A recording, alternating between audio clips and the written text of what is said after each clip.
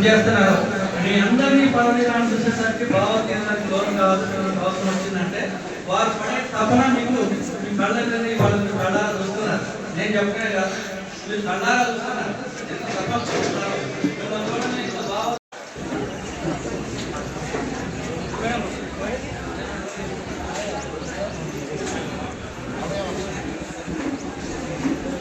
Jagan madam గారు